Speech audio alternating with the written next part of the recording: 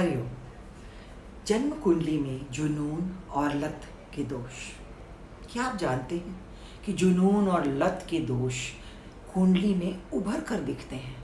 और हालांकि ये काफ़ी मुश्किल है, लेकिन प्रोत्साहन और मदद के साथ इसका कुछ हल हो सकता है, क्योंकि हमारा मन यानी माइंड चंद्रमा की तरह परिवर्तन के प्रति हर दूसरे दिन बढ़ता है।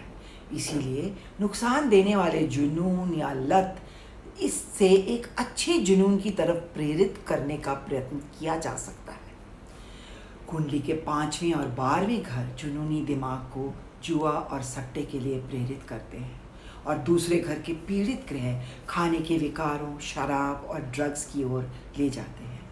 8वें घर की भागीदारी यौन, हिंसा, अपराध और अन्य लतों को बढ़ावा देती है। हैरान मत होइए, परंतु अच्छे जुनून भी हो सकते हैं।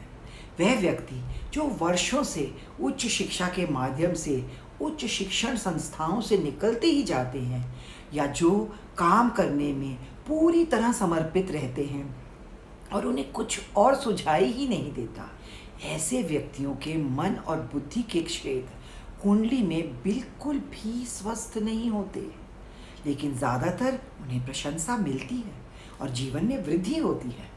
संतुलन ना होने के कारण करीबी परिवार उनके साथ से वंचित रहता है।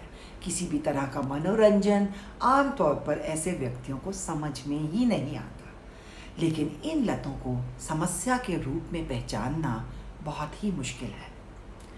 हर दूसरे घर के अंदर झांके तो देखने को यही मिलेगा कि कोई ना कोई व्यसनी यानी नशे में ग्रस्त या जुनूनी विकार वाला व्यक्ति है ही। दुनियादारी और निंदा के डर से परिवार उस प्रॉब्लम को खूब चुप रखते हैं। सबसे पहली बात समझनी ज़रूरी है कि इस तरह के चरम जुनून एक मानसिक रोग की निशानी है, जिन पर पीड़ित व्यक्ति को बहुत कम या कोई नियंत्रण नहीं होता। ग्रह मन पर कब्जा कर लेते हैं और विकास, परिवार या अपनी भलाई के बारे में भी कोई विचार दिमाग में नहीं आने देते। यह समझना संतुलित दृष्टिकोण वाले व्यक्तियों के लिए बहुत कठिन है, और इसी वजह से मदद में देरी हो जाती है और कभी कभी प्रयास किया ही नहीं जाता। पीड़ित डांट, फटकार और घृणा से घिर जाता है, जिसके परिणाम स्वरूप यह रोग, जिसमें मुख्य रूप में आत्मसम्मान की कमी होती है, बढ़ता ही जाता है। इसका कारण या तो आनुवांशिकी यानी कि जेनेटिक होता है, या मुश्किलों से भरा या ज़रूरत से अधिक लाड़ प्यार से भरा बचपन होता है। इसके अलावा कुंडली के इन क्षेत्रों के पीड़ित ग्रह झूठ बोलना, छल और बेईमानी को भी दर्शाते हैं। गलती करने के पश्चात यह लक्षण बढ़ चढ़कर अपने रंग दिखाते हैं, जो प्रियजनों और परिवार के सदस्यों के लिए माफ़ करने कठिन होते हैं। अधिकांश लोग किसी भी तरह की लत को एक दिमागी बीमारी न समझते हुए एक जुनूनी विकार का रूप दे देते हैं और बीमारी की तरह उसका सामना ही नहीं करना चाहते। रिसर्च के अनुसार स्त्री और पुरुषों में 14 से 18 वर्षों तक आमतौर तक, जब तक एक ग्रह की दशा रहती है, पदार्थों की लत रहती है। इस अवधि में या तो वह अपनी नज़रों में ही और सहन नहीं कर सकते, जिसे रॉक बॉटम कहा जाता है, और रातों रात लत से मुक्त हो जाते हैं, या बीमारी, डिप्रेशन या आत्महत्या के माध्यम से जीवन ही खो देते हैं।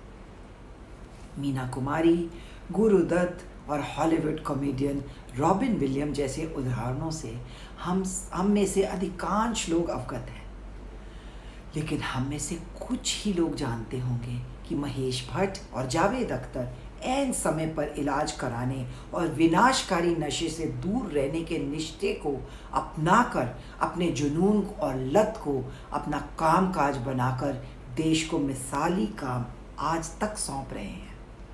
सहायता हर कोने में है। इसे पहचानना, स्वीकार करना और मदद मांगना आवश्यक है। रिहैब भी काफ़ी संख्या में बढ़ गए हैं, परंतु अधिकांश का स्तर बहुत नीचा है और सुविधाएं आधी अधूरी हैं। चुनाव सावधानी से करना ज़रूरी है। पेशेवर मनोवैज्ञानिक और मुफ्त की समूह मीटिंग्स नेट पर आराम से मिल जाती हैं। नशा एक पारिवारिक बीमारी है, और अगर पारिवारिक इतिहास को देखा जाए तो ज़्यादातर जेनेटिक बीमारी है। दुख और परेशानी सभी कुंडलियों में सामूहिक रूप में दिखते हैं, परंतु जो कुछ भी आनुवंशिक यानी जेनेटिक है वह कार्मिक ही होता है।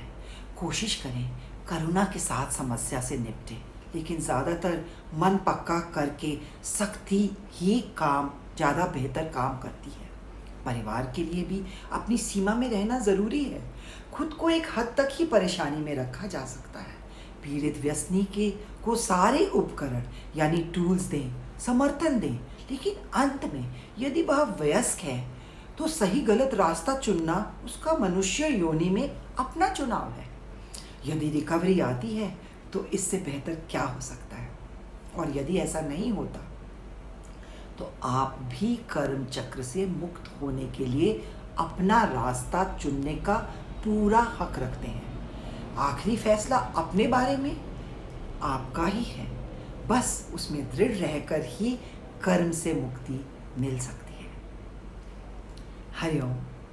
ओम तत्सत।